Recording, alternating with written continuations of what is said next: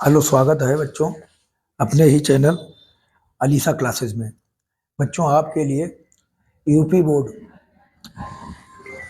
का बहुत important question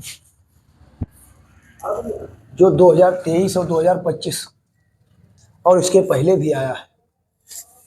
young के द्विस्लिट प्रयोग में तरंगदैर्घ्य 6000 एंगस्ट्रॉम तथा 5000 एंगस्ट्रॉम के प्रकाश को प्रयुक्त किया जाता है। स्लिटों के बीच की दूरी 1 मिलीमीटर है। स्लिटों से पर्दे के बीच की दूरी 1 मीटर है। ज्ञात कीजिए 6000 एंगस्ट्रॉम के प्रकाश के लिए द्वितीय दीप्त फ्रिंज की दूरी, केंद्रीय दीप्त से द्वितीय दीप्त फ्रिंज की दूरी 5000 एंगस्ट्रॉम के प्रकाश के लिए केंद्रीय दीप्त से तृतीय दीप्त फ्रिंज की दूरी। और थर्ड पार्ट इसमें जो है वो बहुत इंपॉर्टेंट है, वह न्यूनतम दूरी जहां पर दोनों तरंगदैर्घ्यों से उत्पन्न दीप्त फ्रिंज संपाती हो। तो देखिए, फर्स्ट और सेकंड बहुत आसान है। वाई बराबर अदीप्त फ्रिंज के लिए हम लोग क्या लिखते हैं? अदीप्त फ्रिंज जो होता है, अदीप्त यानी डार्क, अदीप्त फ्रिंज के लिए हम लोग क्या लिखते हैं? फार्मूला दूरी निकालने के लिए y बराबर 2n-1 d लेमडा अपान 2d।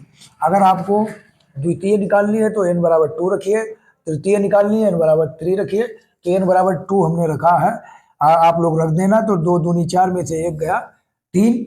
इसमें डी और लेमडा के मान देखिए, lambda 1 6000 angstrom, lambda 2 5000 angstrom. D बराबर क्या होता है? स्लिटों के बीच की दूरी, यानी जो ये स्लिट होती है इनके बीच की दूरी ये स्मॉल डी कहलाती है, स्मॉल डी। तो ये भी दिया है 1 मिलीमीटर, यानी 1 × 10⁻³ मीटर। स्लिटों से पर्दे के बीच की दूरी हमें दे रखी है यहाँ पर कितनी? 1 मीटर। तो इस पे हम जब डी और लेमडा 2d का मान रख देंगे तो ये हमारा द्वितीय फ्रिंज के लिए दूरी निकल के आ जाएगी।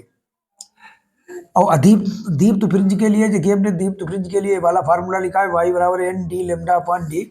और दीप्त फ्रिंज कौन सी दीप्त फ्रिंज? तृतीय दीप्त फ्रिंज निकालनी है।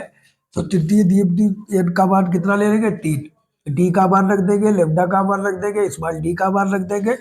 ये सवाल हमारा y जो है, यानी केंद्रीय जो केंद्र से यहाँ P से जो दूरी होती है, केंद्र इसको P माने या O माने, यहाँ से जो दूरी होती है उस फ्रिंज की दूरी निकल के आ जाएगी। तीसरी की निकालना n बराबर 3, चौथी की निकालना n बराबर 4।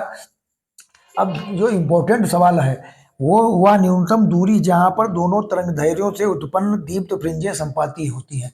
यानी दोनों तरंगदैर्घ्यों का मतलब क्या है? 6000 एंगस्ट्रॉम का एक तरंगदैर्घ्य का प्रकाश है, एक लेमडा 2 जो है 5000 एंगस्ट्रॉम का प्रकाश है।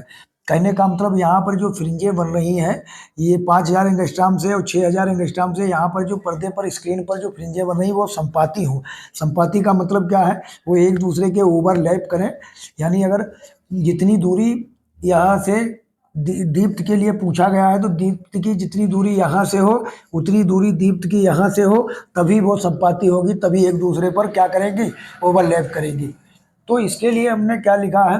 y1 बराबर y2, यानी y1 बराबर y2, यानी ये दूरी और ये दूरी जब बराबर होगी तभी वो फ्रिंजें क्या है?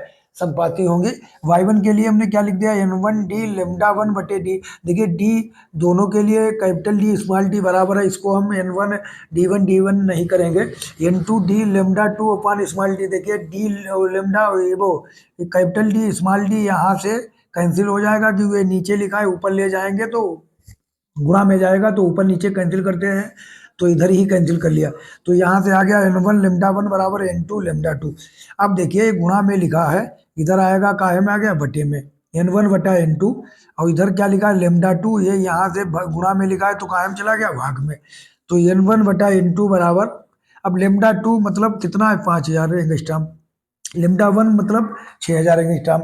जब बटे में लिखते हैं तो चाहें तो 10⁻−10 से गुणा एंगस्ट्रॉम से मीटर में जाने के लिए 10⁻−10 से गुणा कर लें, या तो ऐसे लिख दे 0 0 कट गया, कितना बचा? 5/6। तो n1 बटा n2 बराबर कितना आया? 5/6। n1 का मतलब क्या हो गया? n1 के लिए यानी कौन सी फ्रिंज? n1 यानी पांचवी, फिफ्थ के लिए कौन सा प्रकाश लिया जाएगा? 1 के लिए 6000 एंगस्ट्रॉम। n2 का मतलब n2 के सामने कितना दिया? 6। छेवीं के लिए कौन सा लिया जाएगा? सिक्स। फ्रिंज के लिए कितना प्रकाश लिया जाएगा? 5000 यानी 5000 एंगस्ट्रॉम का प्रकाश लिया जाएगा। अब इसका मतलब क्या है? इसका मतलब क्या है? N1 से जब ये 6000 एंगस्ट्रॉम की पांचवी फ्रिंज और 5000 एंगस्ट्रॉम की छठवीं फ्रिंज ये संपाती होंगी। और संपाती अभी आपसे हमने बताया, आप दूरी जब निकालेंगे तो देखना वो दूरी बराबर आएगी। वाई बराबर N D lambda upon small D. तो वाई बराबर कौन सी? पांचवी फ्रिंज के लिए देख रहे हैं 5 D lambda upon small D. तो पांचवी फ्रिंज के लिए कौन सा प्रकाश लेंगे? 6000 एंगस्ट्रॉम वाला। तो 5 गुणे डी का मान 1 दिया है, यहाँ पर देखिए कैपिटल डी का मान 1 दिया है। और गुणे लेमडा का मान कितना दिया? 6000 गुणे 10 की पावर माइनस 10। और स्मॉल डी का मान कितना दिया? 1 गुणे 10 की पावर माइनस 3। तो देखिए एक एक कैंसिल, और 10 की 5 से गुणा कर देंगे, कितना आ जाएगा? 1 2 3 4 जीरो, 4 जीरो गुणे 10 की पावर कितना? माइनस 10।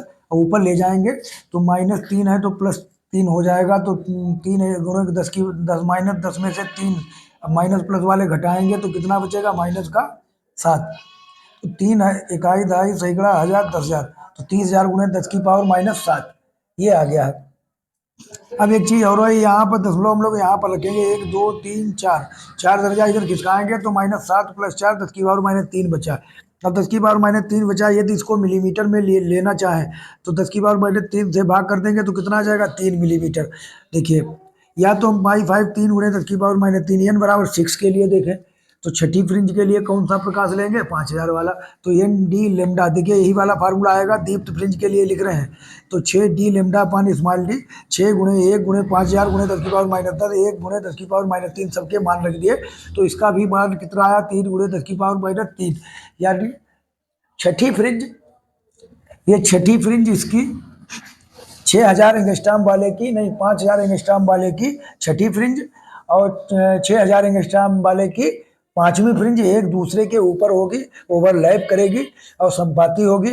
इसी प्रकार ये सवाल लगाएंगे, और इस प्रकार सवाल लगाएंगे आगे। और भी सवालों के लिए हमारे चैनल को सब्सक्राइब करें। ये बहुत ही इंपॉर्टेंट सवाल है, आगे 2026 में पूछा जा सकता है। धन्यवाद। लो।